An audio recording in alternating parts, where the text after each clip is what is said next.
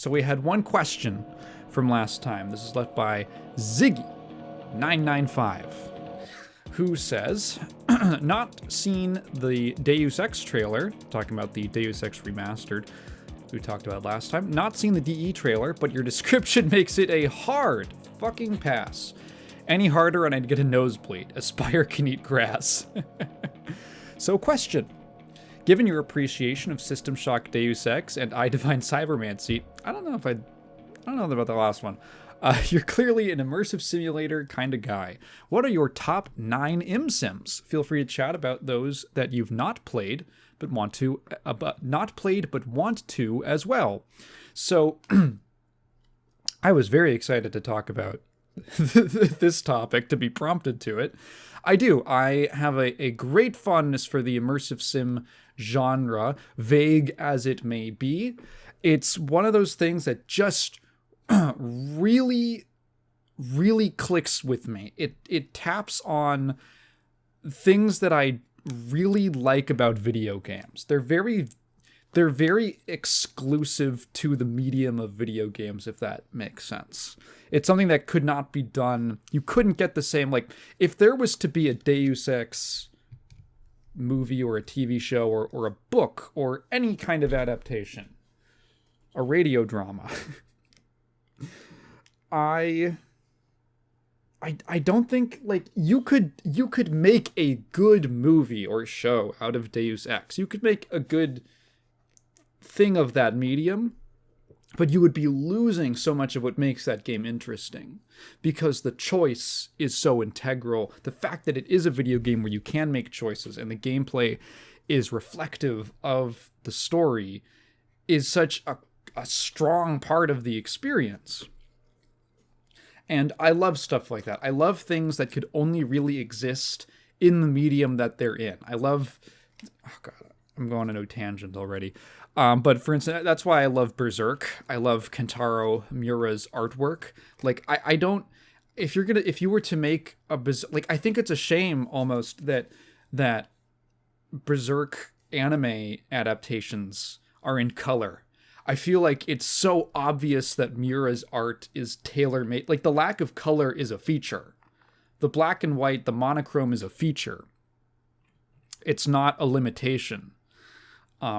Same thing, actually, with Araki's artwork in JoJo. There's a good video by the YouTuber Hamon Beat about his issues with the official colorizations of the JoJo's manga, and how it kind of it can mess with Araki's artwork sometimes and make it a lot worse.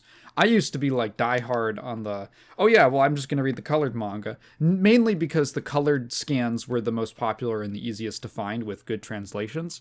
But once I got caught up and I started being forced to read the black and white originals, I gained a real serious appreciation for Araki's art.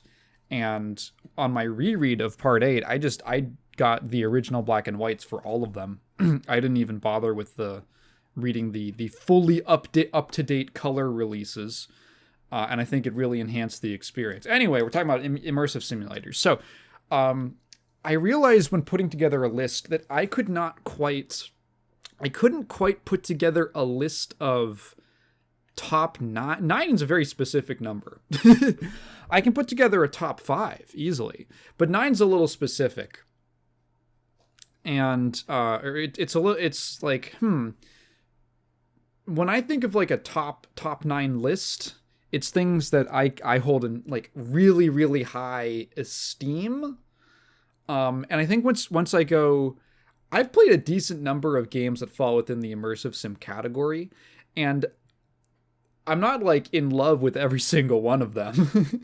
So I could name 9 ImSims, but in order to give actual recommendations, I think it would be, I'd have to get maybe a smaller list, but I'll still, in the spirit of the question, I have assembled a list of ones that I would recommend. I think I want to start out with at least defining what an immersive simulator is in my eyes, because it's the type of genre that is very vague, and it kind of, it's a little fluid with what counts, and some people call this and some people call that. I've got a couple like honorable mentions that some of which I don't I don't think of as immersive sims, but are sometimes grouped into that category.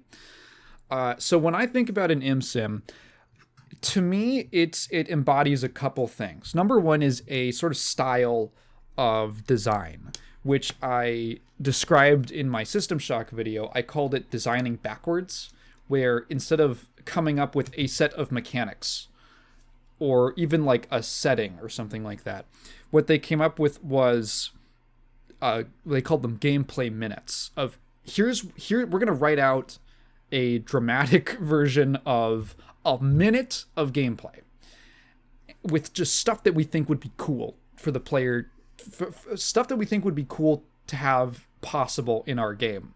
And then we're going to take that and we're going to work backwards. We're going to work backwards and then design systems and mechanics to allow those things to happen.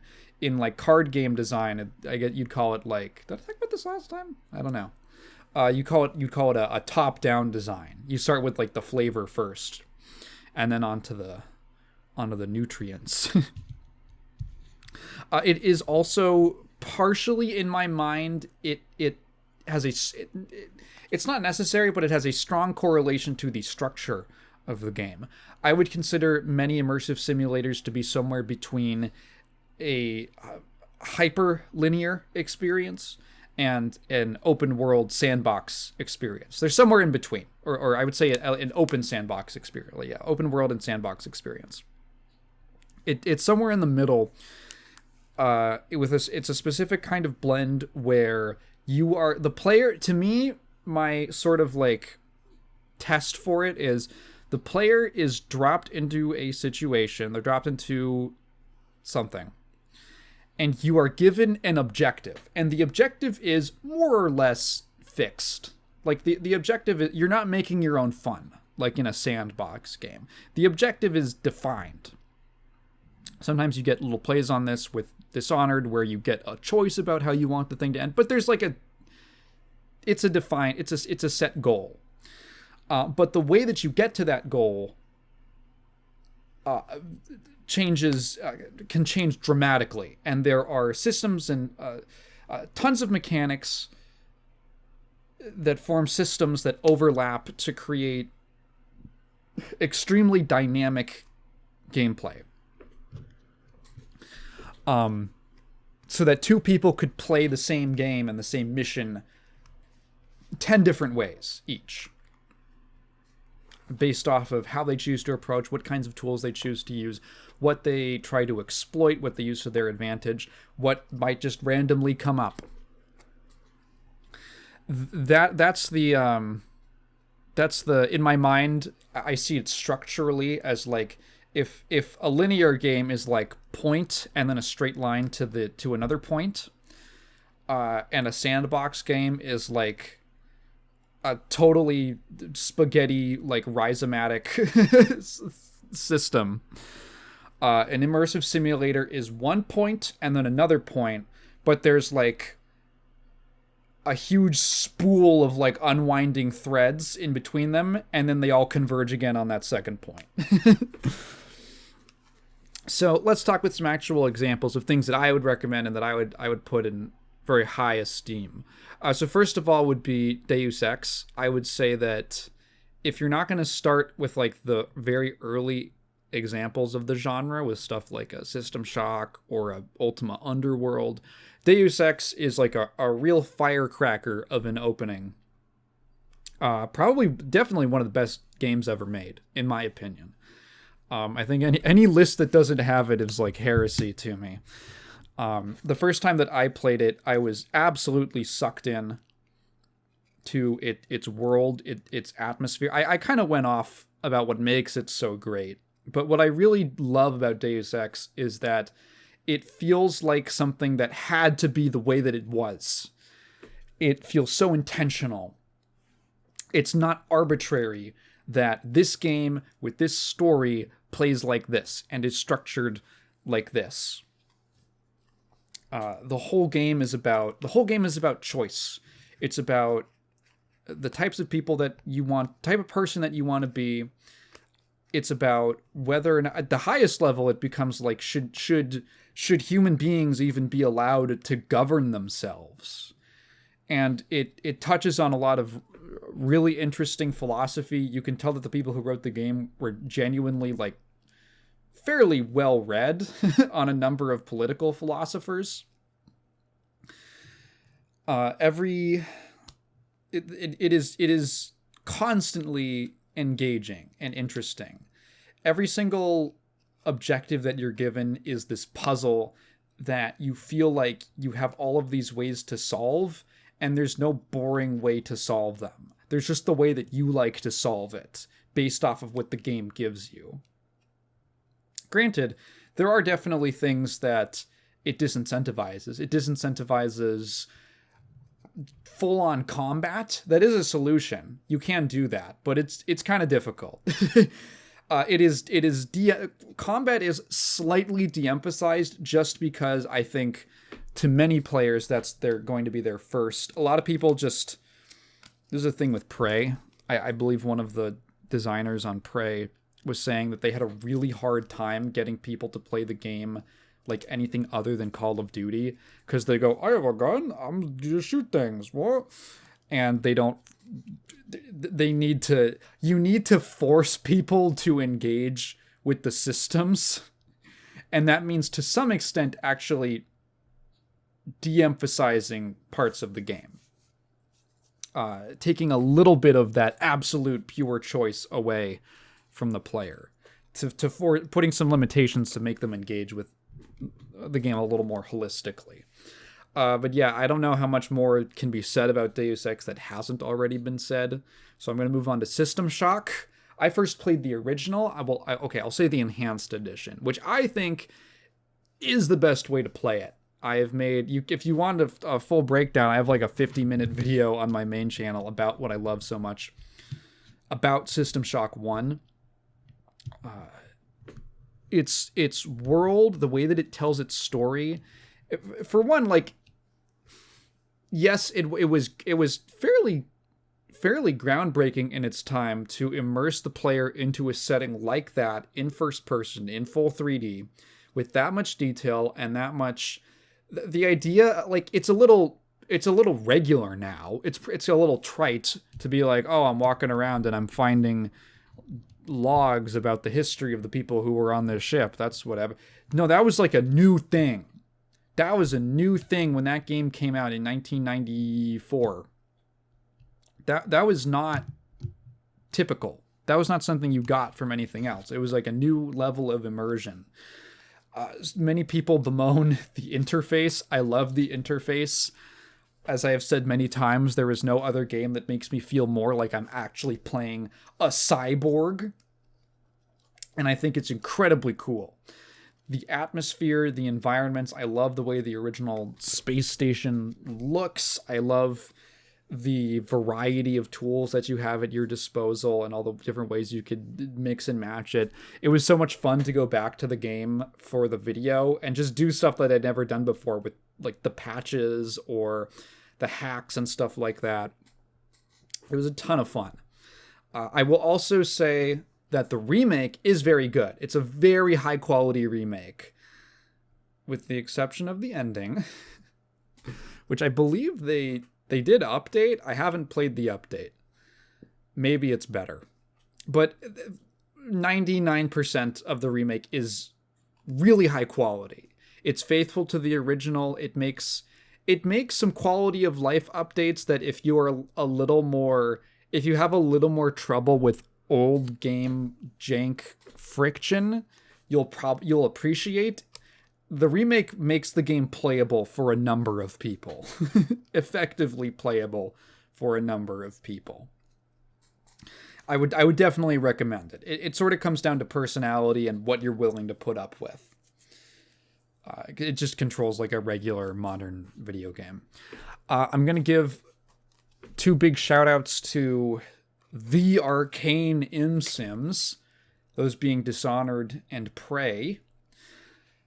I've talked about both of these. Yeah, I've talked about both of these on the podcast before, and these are I find both of these really sterling examples of the sort of the two main branches that I find the immersive sim genre went down since the 90s, where Dishonored is a great Thief-like, and Prey is a great System Shock-like. I'll start with Prey. It's basically, this is the 2017 Prey. Everywhere we gotta clarify that. Prey is essentially System Shock 3. It's for all intents and purposes fine. We'll do it ourselves, and it's great at doing that. On a spaceship, there's a strong horror element.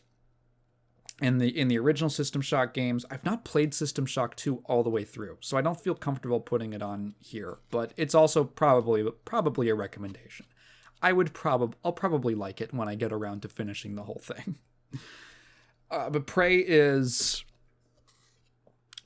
a really interesting, I guess, monster. It's got a great take, almost a spin on an immersive sim trope, where in so many of these games, because the worlds need to be so interactive, they often have tons of very explicitly interactable objects. And Prey kind of spins that on its head and turns it into a horror thing, where a lot of that game, and this isn't really a spoiler, a lot of that game deals with shape-shifting aliens, these bizarre, unknowable aliens that shapeshift into common objects, and you'll walk into a room that's just in total disarray, and you'll see a coffee mug move, and you're like, what? What was that? Or it won't even move, it'll just leap out at you, and so you walk into every room in that game and you go, is that pen gonna try to kill me? On top of just all of the great systems, all of the incredibly cool gadgets that you get, tons of ways to manipulate the environment. You get. I didn't even dig into the real like Typhon powers that you get. Slight spoiler, but there is a sort of branching path of how many of these alien powers you want to get.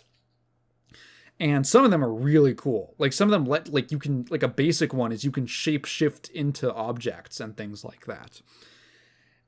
And you can use that for all sorts of exploration and stealth stuff. Prey is just an awesome experience. Never a dull moment in that game. And then Dishonored, I would say, is an excellent follow-up to the Thief series. Again, like a spiritual successor to Thief. Now, Thief, the first game, is not on this list, not on my list, because personally, I don't actually like the original Thief that much. I talked about it before on the podcast. I haven't dug into its sequels, but I think that the original Dark Project / Thief Gold is definitely like a decent proof of concept, but I just find too many parts of that game bad. I just think that there's more bad levels than good ones by a long shot. Dishonored, I'm assuming it. I hope it improves in the subsequent games, but Dishonored to me is definitely inspired by that. It leans heavily in the way. So what Thief really did was System Shock was very like RPG-y. A lot of people considered it to be like a first-person RPG. Thief was one of the original like stealth games, at least in first person in full 3D. A game with a heavy emphasis on stealthy gameplay, where combat is you are usually at a severe disadvantage in combat, and you gotta sneak, and your objective is always stealing something. Well, it's called Thief. Dishonored is much the same way, although I guess it revolves more around assassinations. In my opinion, I think Dishonored is a nearly perfect game. I'm going to be totally honest. Maybe there's some cracks in it that you find on subsequent replays, but I found myself enraptured by it in almost every regard for my entire playtime, to the point that when I put it down and when I finished it, I was trying to come up with things to complain about, and I really couldn't. I can't come up with a single serious complaint that I have about Dishonored. It's just a really, really good game where everything that it tries, it is at least solid in.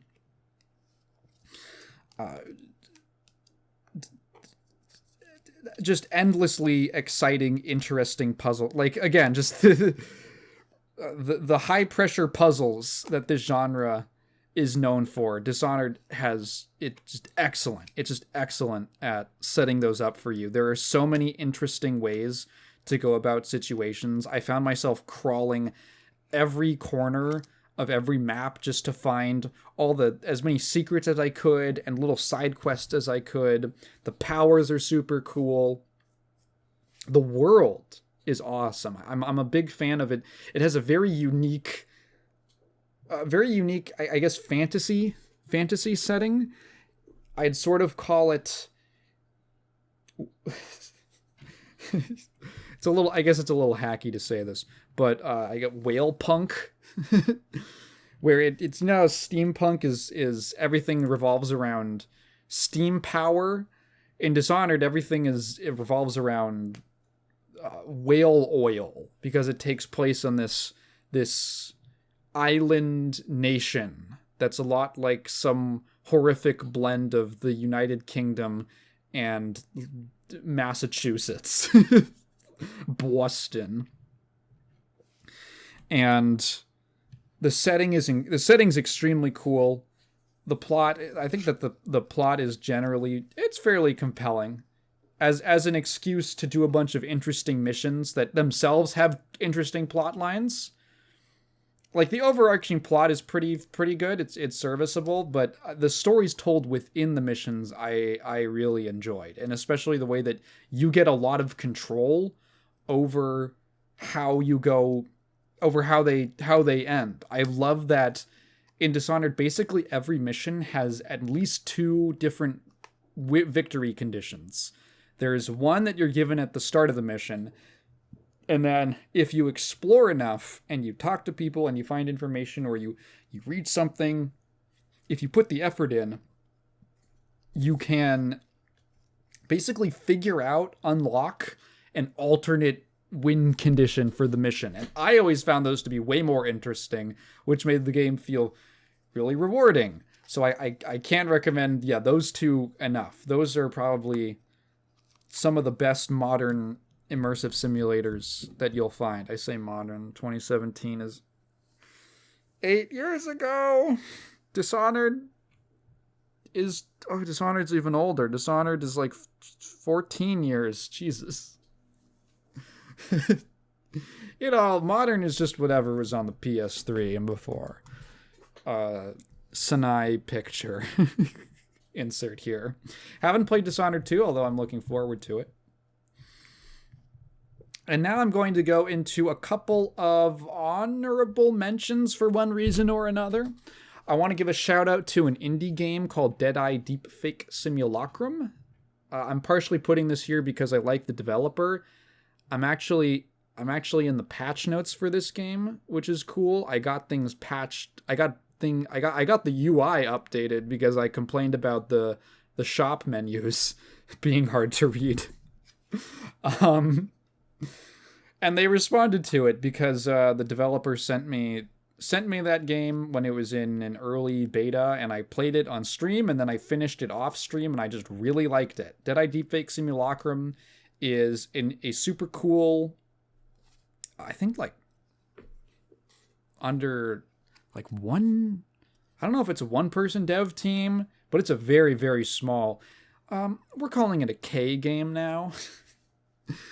Super tiny game. It is a top-down immersive simulator with a very stark, interesting aesthetic. It's very bleak and minimal, I guess I'd say digital look to it, and it fits the mold. There, you go on missions that you are assigned to, and you've got a gajillion ways that you could go about them. My favorite was the hacking. Once I got into the hacking part of the game, I basically didn't look back. Like, maybe there are other play styles that are cool, but this game genuinely has the best hacking gameplay I've ever seen. It's not just a little mini game that you do. It's that you type in commands. There's a whole language of commands that you can type into your terminal, or that your little like pocket computer. And you connect to all these individual nodes that connect to each other, and some of them are disconnected, so you got to like go over and get physically near them to remote hack in. And at a certain point late in the game, I was beating the missions without ever leaving the first room, because I got close enough to log one node of like a security camera. And then I hacked into that, and then I hacked into the other thing, and then I hacked into this other thing, and I just went around disabling stuff, and then possessing enemies by hacking into them, because everything's everybody's cyber. And then like completing the mission, like it's like, oh, you got to kill this guy. I'm not gonna kill him. I'm gonna hack into a dude and then walk into that room and shoot him. Super duper fun. Some of the most fun I've had with an immersive sim. And the game recently went into 1.0. It reached full release. So if you want to check it out, it's like $13 on Steam, which I think it's absolutely worth it. I'm amazed that it hasn't had a price hike since. Like, I've already done like 2 playthroughs of it. It's super fun. And it's also got a demo, which you can check out. So shout out to that as like a more recent game. I want to go over 2 more games. One of them is... Okay. People often group Vampire the Masquerade Bloodlines into being an immersive simulator. And I'm going to be honest, I don't get it. I really don't understand what the justification is, other than I like the game. Like, yeah, I guess it has stealth in it. That's kind of an ImSimmy type thing. Like, Fallout games will also get grouped in there, and I also don't know it. I feel like that is too... I have this thing about how I think genres should be useful, and if someone was really into Fallout, I don't know if they would necessarily like... I don't know, the System Shock remake. Those just feel like too different, you know? There's a bit of a sniff test involved with these things. So I personally wouldn't put Vampire Bloodlines in an immersive simulator list, but I would still recommend that you play it, because it's a really cool RPG. Super jank. Go find the, what is it, the Plus patch? Or no, it's the unofficial patch, which comes with an optional Plus version. You go play it patched, and it's just a good RPG. I don't know what else to tell you. Also, Dark Messiah of Might and Magic. This is not a game that I have personally played, but I did watch the entire I did watch my friend Prox play through the entire game on stream.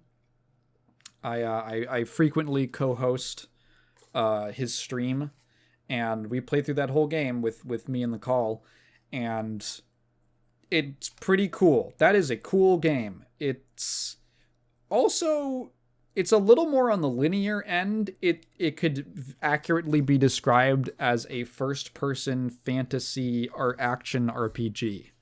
But it definitely has some of those inklings of immersive simulator-ness in it. Namely with just the amount of interaction that you get with the environment. It probably has the greatest kick in all of gaming. They were really showing off their physics engine, because you can just kick enemies into shit. You can kick them into spikes. You can kick them off cliffs. It's honestly a little overpowered. There's tons of other stuff. You get some cool magic abilities. There's a bunch of different builds that you can go with that give you different options. I believe there is some stealth aspect to it, although it's not as heavily emphasized.